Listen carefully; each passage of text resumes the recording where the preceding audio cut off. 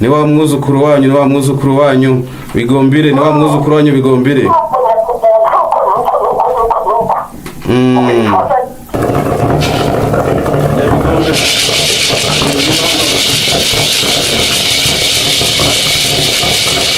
Ndashaka kugira ngo no mu yindi minsi izaba iri imbere nzaba mfite inzoka yanjye nayo nifashisha mu buvuzi.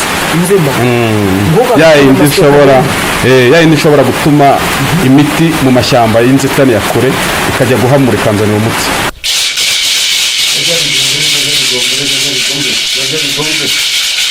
Uretse kuvura umuntu ntashobora kukugana bitewe wenda n'amafaranga akuzaniye, avuga ati ndashaka ko unyicira umuntu runaka kandi turi hano ukoresheje ihembe ryawe, ntabwo wamufasha iyo serivisi?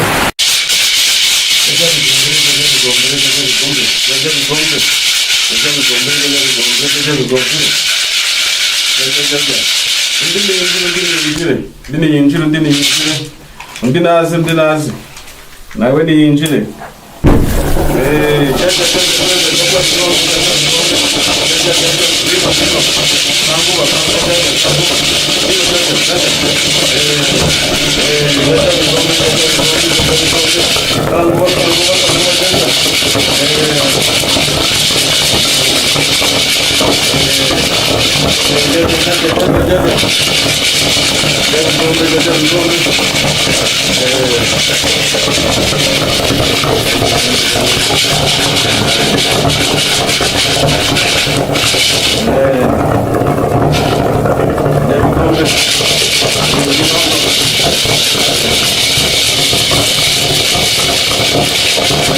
Akaureba buriya no kuvuga ngo gutya ngira ngo hari ibyo gahise kagukemura ikibazo, nta n'umuntu uzongera kukurogera. Buriya hari undi muti ndaguha urifashisha. Aho ubundi no kuvuga ngo ngira ngo uri kukabona. Akangaka niko kagiye kugukorera akazi, akangaka niko karagufasha.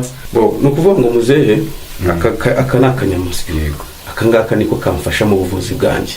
Izi ni akanyamasyo nasigiwe n'ababyeyi. Akangaka rero niko kagiye gukemura ikibazo, sibyo? Akureba ibibazo karabikemura mu minsi itarenze ibiri. Karabaga kagukemura ikibazo. Arabari gutoragura amashashi wawe, kandi ababyeyi bazaze bagusaba imbabazi niba afite n'umuryango uzakube hafi, uzamube hafi ku buryo iminsi ibiri ikibazo cyaba gikemutse. Ubwo uzagaruka kutubwira rero ko ibintu byagenze. Saba genda. Murakoze.